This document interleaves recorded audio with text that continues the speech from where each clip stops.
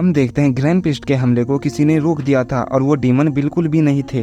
Demon भी ये देखकर काफी चौंक जाते हैं, लेकिन वो उस शख्स को देखकर काफी खुश होते हैं। डीमन उस शख्स से कहता है, आखिर तुम कहाँ चले गए थे?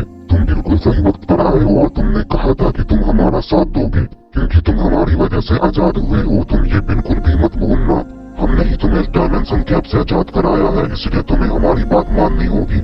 हम देखते हैं ग्रैंड पिस्ट के अटैक की वजह से वहाँ पर धुआं हो जाता है और उसमें से आवाज आती है, मैं ये तुम्हारे बगैर भी कर सकता था और मैं तुम्हारी बात मानने के लिए यहाँ पर नहीं आया हूँ। मैं बस इन सब से अपना बदला लेने आया हूँ, इसलिए मुझे ऑर्डर देने की कोशिश बिल्कुल भी मत करना। मैं अच्छे से जानता हूँ मुझे क्या करना है। हम देखते हैं इसके बाद वहाँ से धुआं हट जाता है और वो शख्स ग्रैंड पिस्ट के बिल्कुल सामने खड़ा होता है। ग्रैंड पिस्ट उसे देखकर काफी शौक हो जाते हैं, क्योंकि वो और कोई नहीं ब्रोली होता है। ब्रोली भी उस डायमेंशन कैप से आजाद हो चुका था जिसमें ग्रैंड पिस्ट ने उसे कैद किया था। ग्रैंड पिस्ट कहते हैं, ब्रोली आखिर ये तुमने कैसे किया? वहाँ से बाहर निकलना बहुत ही मुश्किल था, क्या तुम भी उन डीमन के साथ हो? इसके बाद हम ब्रोली को देखते हैं जो काफी बदला बदला सा लग रहा था, क्योंकि वो काफी समय से कैद था। इतने सालों तक उस डायमेंशन कैप में होने के कारण ब्रोली बहुत गुस्सा होता है। ब्रोली कहता है, मैं तुम सबसे अपना बदला लेने आया हूँ और मैंने ही इन सबको जानू-सामा की प्लेस पर लेके गया था, क्योंकि इन्होंने मेरी मदद की थी और मैं तुम सबसे अपना बदला लेने वहाँ पर गया था और मेरी ही वजह से सुपर ड्रैगन बॉल इनके पास है। लेकिन मुझे इन सब से कोई लेना देना नहीं, मैं तो बस तुम सबसे अपना बदला लेना चाहता हूँ और कुछ भी नहीं। जब मैं जानू-सामा के प्लेस पे गया तो वहाँ कोई भी नहीं था, इसलिए मैं वहाँ से चला गया तुम सबको ढूंढने के लिए, और ये सब वहीं रह गए और इसका फायदा उठा के इन्होंने सुपर ड्रैगन बॉल को चुरा लिया। डीमन ब्रोली की ये बात सुनकर कहता है, तुमने बिल्कुल सही कहा, ये सुपर ड्रैगन बॉल तुम्हारी ही वजह से हमारे पास है। अगर तुम हमें वहाँ पर लेकर नहीं जाते तो ये सुपर ड्रैगन बॉल हमारे पास कभी नहीं होता। ग्रैंड पिस्ट ब्रोली की ये बात सुनकर कहते हैं, ब्रोली तुमने बहुत बड़ी गलती कर दी, तुम्हें ये नहीं करना चाहिए था। तुम बिल्कुल भी नहीं जानते तुमने आखिर ये क्या कर दिया। ये डीमन बहुत ही खतरनाक है, ये भरोसे के लायक नहीं, ये बहुत ही बुरे हैं, ये अपने फायदे के लिए किसी को भी मार सकते हैं, इन पर विश्वास करना बेवकूफ़ी है। इसके बाद ब्रोली कहता है, ग्रैंड पिस्ट मैंने आपसे पहले ही कहा है मुझे इन सब से कोई लेना देना नहीं है, और रही विश्वास की बात तो वो आप पर भी नहीं किया जा सकता। क्या आप भूल गए कि आपने ही मुझे इन सब के साथ कैद कर दिया था? ग्रैंड पिस्ट कहते हैं, मैंने ये तुम्हारे फायदे के लिए किया था ब्रोली, तुम बेकाबू हो गए थे, तुमने काफी ज्यादा तबाही मचा दी थी। अगर मैं ऐसा नहीं करता तो तुम मारे जाते। तुम खुद को देखो, तुम कितना बदल चुके हो, तुम गुस्से में भी शांत हो। देखो तुमने अपनी शक्तियों पर काबू पाना सीख लिया है, क्या ये तुमने गौर नहीं किया? और मैं जानता हूँ तुम इन डीमन के जैसे बिल्कुल भी नहीं हो। इसके बाद ब्रोली कहता है, चुप हो जाइए ग्रैंड पिस्ट, आप बिल्कुल भी नहीं जानते मैंने वहाँ कितनी तकलीफ झेली है और न जाने मैंने कितनी मुसीबतों का सामना किया है, और ये सब सिर्फ आप सबकी वजह से हुआ है। मैं जहाँ तुम सबसे अपना बदला लेने आया हूँ, न कि तुम्हारा ज्ञान लेने, और मैं अपना बदला लेकर रहूंगा, मैं तुम सबको खत्म कर दूंगा।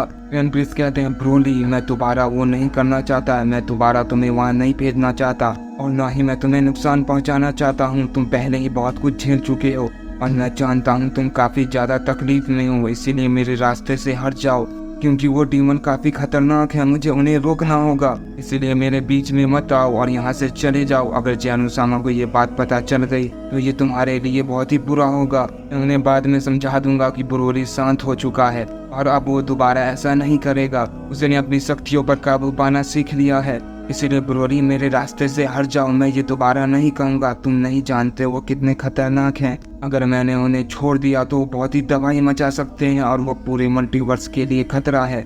हम देखते हैं ब्रोली को इस बात से कोई फर्क नहीं पड़ता और वो गुस्से में होता है, वो बदले की आग में जल रहा होता है, क्योंकि जो उन सब ने उसके साथ किया था वो उसे नहीं भुला पा रहा होता है। ब्रोली को सही गलत नहीं दिखाई दे रहा होता है। ग्रैंड पिस्ट कहते हैं, ब्रोली क्या तुमने सुना नहीं मैंने क्या कहा? ब्रोली कोई भी रिस्पांस नहीं देता और वो गुस्से में अपनी पावर को बढ़ाने लगता है। ब्रोली की पावर काफी ज्यादा होती है और वो पहले के मुकाबले काफी ज्यादा ताकतवर हो चुका होता है। ब्रोली की पावर इतनी ज्यादा होती है कि सारे यूनिवर्स के लोगों को उसकी पावर महसूस हो रही होती है, सारे गॉड्स भी उसकी पावर को महसूस कर पा रहे थे, यहाँ तक कि जानू-सामा और गोकू को भी उसकी पावर महसूस हो जाती है। गोकू भी इसकी को महसूस करता है और उसे ये पावर काफी जानी पहचानी लगती है। ग्रैंड पिस्ट ब्रोली को ऐसा करते देख काफी चौंक जाते हैं। सारे डीमन भी ब्रोली की पावर को देखकर काफी हैरान होते हैं। आइजन सबसे कहता है, सभी लोग मेरी बात सुनो, हमें यहाँ से अभी जाना होगा, यही सही वक्त है। ये ग्रैंड प्रिंस को संभाल लेगा। हमें एक बहुत ही जरूरी काम करना है, हमारे पास वक्त बहुत कम है। अगर हमने ये जल्दी नहीं किया तो जनरल सामा फिर से हमें वहीं कैद कर देगा और हम कुछ भी नहीं कर पाएंगे, क्योंकि हमारी पूरी पावर अभी वापस नहीं आई है।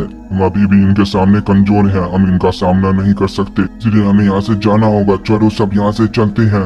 उसके बाद हम ग्रैंड प्रिंस को देखते हैं जो ब्रोली को ऐसा करते थे काफी गुस्सा होते हैं। उनकी नजर डेमन पे भी पड़ जाती है जो वहाँ से भागने की कोशिश कर रहे थे। ऐसा करते थे ग्रैंड प्रिंस ब्रोली को एक जोरदार पंच कर देते हैं। ब्रोली उस अटैक को नहीं देख पाता क्योंकि वो पावर अप करने में बिजी होता है, इस वजह से ब्रोली थोड़ा दूर चला जाता है। इसके बाद ग्रैंड प्रिंस बहुत ही तेजी से उन डीमन की तरफ बढ़ते हैं जो भाग रहे थे, लेकिन तभी ब्रोली बीच में फिर से आ जाता है और कहता है ग्रैंड प्रिंस आप मुझसे ऐसे नहीं बच सकते, आप मुझसे लड़े बगैर यहाँ से कहीं नहीं जा सकते, और ये आप मुझसे फाइट कीजिए। उसके बाद हम डीमंस को देखते हैं जो इसका फायदा उठाकर वहाँ से भाग जाते हैं। ग्रैंड प्रिंस कहते हैं ब्रोली आखिर ये तुम क्या कर रहे हो, तुम्हें ये नहीं करना चाहिए, तुम मेरे रास्ते से हट जाओ वरना मजबूरन मुझे तुम्हें दोबारा मारना होगा। मैंने पहले तुम्हें कैद कर दिया था, मुझे लगा तुम सुधर जाओगे, सिर्फ तुम एक मुसीबत थे और यहाँ दूसरी भी मुसीबत आ गई है। अगर तुमने मेरे रास्ते में दखल दी मैं तुम्हें खत्म कर दूंगा, मैं इससे पीछे नहीं हटूंगा क्योंकि ये मुसीबत काफी बड़ी है, मुझे इसे हर हाल में रोकना होगा। मैंने तुम्हें सुधरने का एक मौका दिया था लेकिन तुम फिर वही गलती दोहरा रहे हो।